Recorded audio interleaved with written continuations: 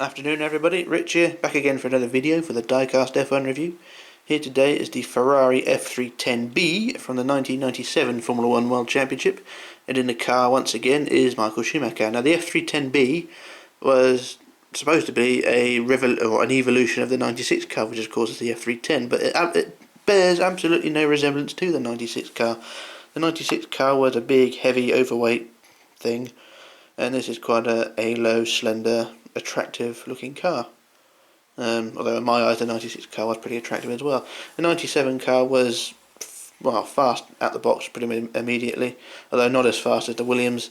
Although Schumacher that year did capitalise on Williams pretty much winning or falling off the road, which was quite often the case, especially in Villeneuve's hands. 5 wins throughout the 97 season. First win coming at the Monaco Grand Prix, where he pretty much wiped the floor with everybody in the rain that race. Also winning in Canada. Trying to remember the other ones. So it's Canada, France. What's the other one? Belgium. Japan. I can't remember I think that's all of them. So it's Monaco, Canada, France.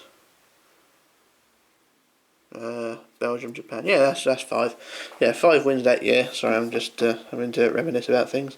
Yeah, 5 wins in 97. No wins for Eddie Irvine. Irvine did have a much better season than he had in 96. Irvine nearly had a first win at the Argentine Grand Prix, but couldn't catch Villeneuve. Villeneuve was suffering with flu, but he still had enough to keep the car just in front of Irvine for the last 3 laps of the race. I think that's really the only chance, I think it was the only chance Eddie had throughout the season, although he did have an amazing start at the Japanese Grand Prix where he pretty much overtook everybody around the outside through the S's. I think that's Irvine's local knowledge of that circuit. But still clumsy and overdriving the car, Eddie was, and although he did manage to bring the car home on a podium a number of times that year. But it was pretty much Schumacher all the way, although the championship did go down to the wire at Jerez, and Schumacher colliding with Villeneuve, and Schumacher later admitting it during the trial or during the investigation that he did deliberately, although not intentionally at the time. I don't know, was that how he said it? I can't remember. He sort of spur of the moment, deliberate act, turning into Villeneuve like that. I suppose he just got caught by surprise and just turned into Villeneuve as a last ditch effort to try and stop him going by, but it didn't work. And I know that there are a lot of people out there who say that he didn't do it deliberately, but he did admit it during the investigation afterwards. But eventually led to Schumacher being disqualified, and all things focused on 1998 after that. And I will do a review of the F300 from 1998. I've been asked to do that one just today, and I will do that one as and when I can. I have got the car. It is boxed and it is on the shelf somewhere. I just have to find it. But anyway, back to the F310B. Now, like I said at the beginning, this car was supposed to be, or is intentionally, a evolution of the 96 car, but bears no similarity to that car at all, apart from maybe it has round wheels like the 96 car had. That's really the only thing that they share. This car was much more slender in appearance. Now, of course, this car is another Minichamps model in 1/18 scale, and like my 96 model, it has a damaged wing mirror, although not just one, it has 2. It has 2 wing mirrors that are missing, courtesy of the previous owner. This is not my fault, this one. The wing mirrors are already pinged off, and the stumps are still in the hole, so I can't attach new ones just yet. You can still see there the hole where the wing mirror is meant to be, and it's immediately devalued it. Although, to be honest, this car is not really that valuable. You tend to see them pop up on eBay quite often, and they don't sell very much, or sell for very much. So £20–30 is not a big asking price, really. There are various versions of the car. There are a shell version of the car, and I think there's a couple of other versions as well, I'm not sure. Anyway, a quick look around the car. Like I said, there are versions of it. The other version that I know of, like I said, is the shell version, which has no driver in the car and also has these side skirts of the rear wing missing as well, which is a bit weird, but never mind. But like I said, it is completely different to the 96 car. Just have a quick look around the rear here. I've just lifted up without breaking anything. So it's a very flat topped to the car, very flat top side pods to the car. The wing mirror is absolutely welded to the body, welded to the whole car. It's not going to come off. It is really sturdy on there, unlike the McLaren that I reviewed just a few moments ago. It is completely different in build. So the only weakness to the car is, of course, those wing mirrors. And paint wise, it is absolutely stunning as well. There's no paint chips on this car either. Considering its age and the previous owner's treatment of it, has lasted quite well.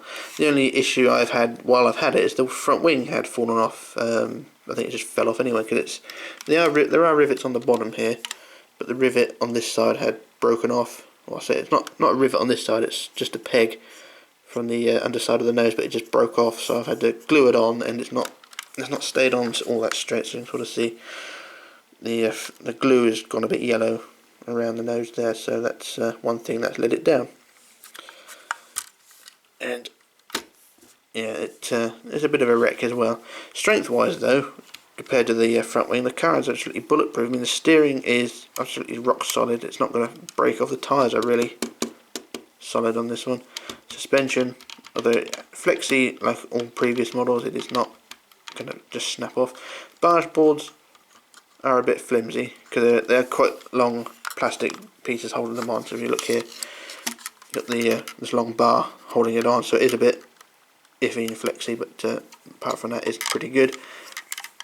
Have a quick look underneath. Of course, the car is part of the Michael Schumacher collection, 1/18 scale, of course. Got the Porsche Model Art and Ferrari F310B 1997 there. And what's that hole for? Oh, it's a screw hole. I just wondered what that extra hole in the bottom was. It's a screw hole. Got the T-cam on the top, which is pretty solid on there. It's not going to fall off. We'll just do a quick zoom in on the cockpit here. Then the steering wheel is one of the more detailed ones of this era. Actually, the whole cockpit is pretty well detailed, if a bit dusty. And I think there should be a clear visor around the cockpit there, but I'm not sure if that was actually on this model to begin with. So you've got quite a bit of detail in there, although the decal is starting to peel off on the steering wheel there. Another flaw, I should say, although it probably just hasn't been in a box for a few years. Yeah, it is a very nice looking car, a bit overweight in terms of weight. It's quite a heavy car. I think it's the tyres that sort of weigh it down because they're quite chunky on this one. They're very soft actually. I just think the front ones are quite hard, but the rear ones are quite spongy. So I don't know, mixed compound there, something you're not allowed these days. Talked about Valtteri Bottas about that. Like I said, the paint is pretty good. The only issue with the paint I have is well, I say it's not really a paint issue, it's more plastic issue. It's you can't really see it on the camera, but the headrest around the driver's head is a different shade to the paint on the rest of the car. It's more of a darker red, or a pinkier red, but it's not shown on the camera, which is a shame. But never mind. And also the light's not really doing it justice either, because I mean it's November, it's dark outside, so I've had to put the light on upstairs, or put the light on up there rather than upstairs, and so I put a white sheet down to try and deflect the light a bit more. But yeah, we're not doing too bad. We haven't fucked up yet. Like I said, not a bad car. We just spin around again. Do a quick look around the rear end here. There's a nice detailing around there. And it is another model I would recommend picking up because it's a fairly inexpensive Ferrari. Considering it's a Minichamps one, and the Minichamps Ferraris are pretty hard to come. Well, not say hard to come by, but they do sell usually for quite a lot of money. This is just one that doesn't. I'm going to do a quick look around there. The S.p.A and Pioneer on the side there. So it's quite nice sculpted on the side, especially the way the headrest merges in with the rest of the bodywork here. It's nicely sculpted in. It's something that's sort of missed in Formula 1 these days. They tend to go for very tightly compact side pods with the bulbous side pods and funny shapes on the cockpit, so it does make the car look a bit weird in comparison, but I suppose that is just evolution. Now this car, when you do look for this car, the F310B, be careful not to pick up the show car, although in this terms it is the pre-season version or a launch version. It's the launch version.